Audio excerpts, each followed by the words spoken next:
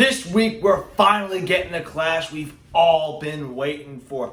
Godzilla versus Kong. And I decided to take a little run through the Monsterverse to the three movies that got us to this point, and what better place to start than 2014's Godzilla.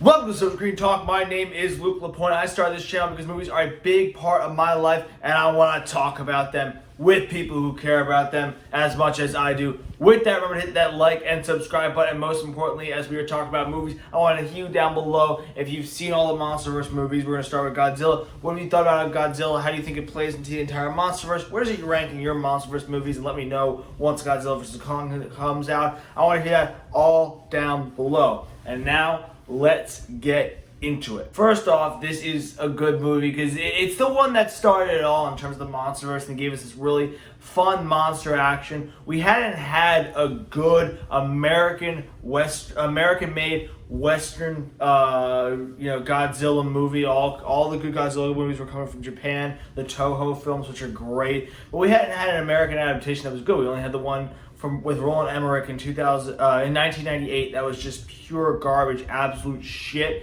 And so it was finally good to get a good Godzilla movie over here in America. And I really do think it captures the essence and the vibes and the spirit of the Toho films. I think it honors and pays homage to the Toho films really well. It captures a similar tone, a little campy but a little dark at the same time. I think they do, while you have a lot better special effects in 2014's Godzilla compared to, the Toho films that came out in the 60s and 70s, even the ones that came out in the early 2000s, you still have a very similar visual style, just with very advanced special effects. I think they nailed the design of Godzilla.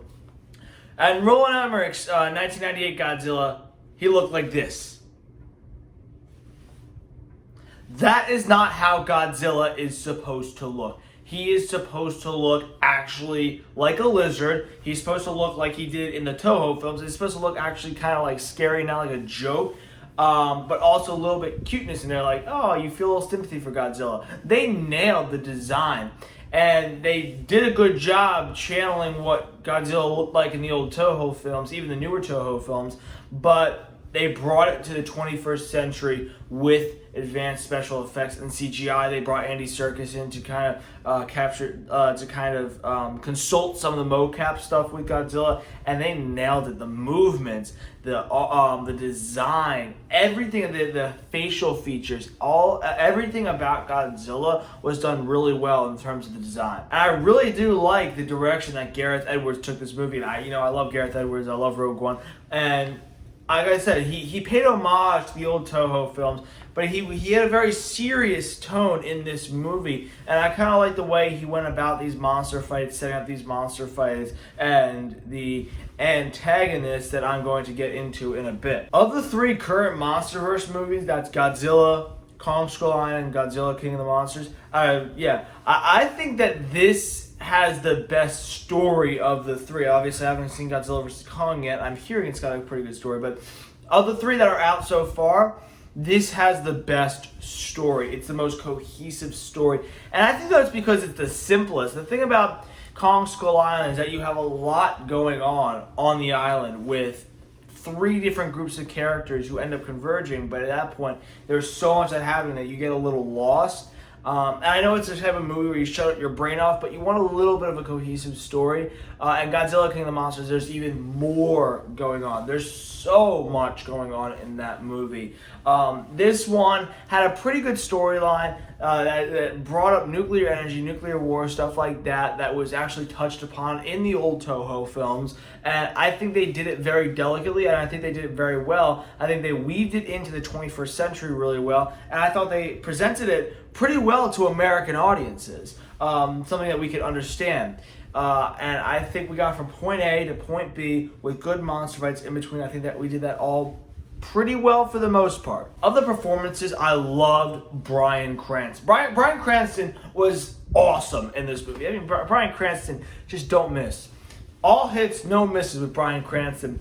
And he was the emotional, he was the emotional driver of this movie. He was the emotional core of this movie when you talk about the human characters, and he really delivered an emotionally driven performance that was awesome. And I'm gonna get into his performance a little bit in a little bit, but he was, every time he was on screen, he commanded it. He commanded everything when he was on screen. Your eyes went right to him. You listened to every word he was saying. It was just a great performance by a great actor. I like the introduction of the Mutos into this movie because while I like the old Toho films, I like bringing in new monsters for a little bit of a new flair. So, I mean, for those of us who have seen all the old Toho films, we want to see a new monster.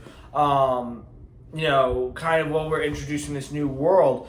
And I really like this because I feel like they were a little unpredictable. We didn't know much about them. They were almost like the UFOs of monsters, Like, we know King Ghidorah, we know Mothra, we know Rodan, we know all these monsters. But we didn't know the Mutos. So in those fights, they were a little unpredictable, and I really enjoyed that. As we know, the monster action was awesome. The special effects, the cinematography was awesome. Every time the monsters were chucking knucks, I was smiling. I was like laughing. I'm like, let's fucking go, Godzilla. I loved the monster action in this movie. I think it was done really well. And it was just so much fun to watch on screen after the bland action in Roland Emmerich's Godzilla. This was just such fun action, seeing Godzilla with the nuclear breath, throwing nugs, everything. It was so much fun. And then to add on top of that, the score from Alexander Desplat, who's done some of the Harry Potter movies and stuff like that, he did an excellent job with the score, just adding weight to some of these emotional moments with the humans,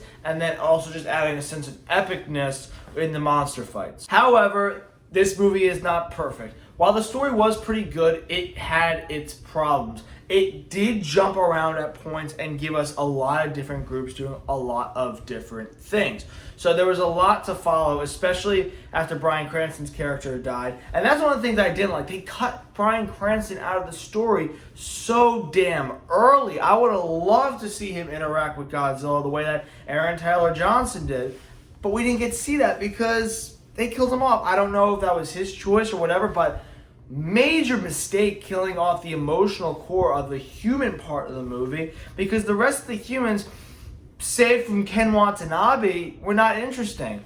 I love Ken Watanabe. I think he was really interesting in these movies, in this and Godzilla King of the Monsters, but none of them, and you had great actors like Elizabeth Olsen and Aaron Taylor Johnson, but their performances just didn't do it for me. They weren't compelling, like they were just basic. And you didn't care about them, considering we spent a lot of time with the humans of the movie, and not a lot of time with the humans, and not a lot of time with humans named Bryan Cranston. You just didn't feel for the humans. In addition, like I said, not enough screen time for Godzilla. This is the first major good movie with Godzilla. You want to see him featured on screen, and he's not featured on screen for a lot, probably 10 to 15 minutes in the entire movie. And there's some scenes that are cut off when he's about to do a roar, and he's about to fight one of the Mutos. You see the doors close, or you see fade to black. It was a little bit infuriating at times, because I wanted to see, this is a monster movie. First and foremost, you want to see monsters. You want to see monsters. And you saw a lot of the Mutos, but not a lot of Godzilla. And that was kind of disappointing. However, I did really like this movie. Now, into my score. Thinking as a critic, using my brain score, it's a good movie. It's not a great movie, but it's definitely a fun movie. I'm going to give it a 71%. It hits on everything it needs to hit. Sometimes it doesn't, but it hits on 98% of what it needs to hit. For my heart score, I really did enjoy this. Seeing a good American-made Godzilla movie really made me happy. And so for my heart score, I'm giving it an 81%. 71% on the brain score, 81% on the heart score, and that's a review. Thank you so much for tuning in. Make sure to hit that like and subscribe button, and make sure you leave your thoughts down below in the comment section. I know you all know how to comment. My comment section's been a little dry as of late, so make sure you freaking comment down below. Thank you so much, and keep on loving movies as much as I do.